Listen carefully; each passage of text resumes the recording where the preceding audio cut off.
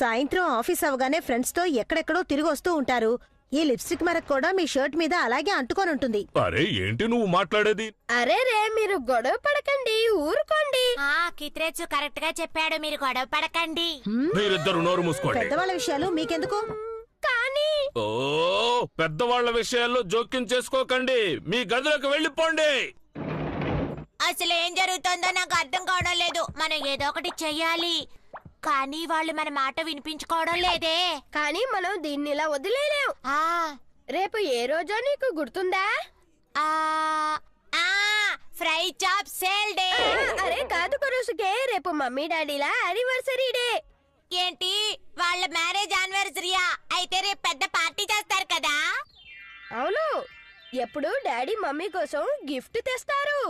Mummy కూడా super dishes చేస్తారు. కొరకే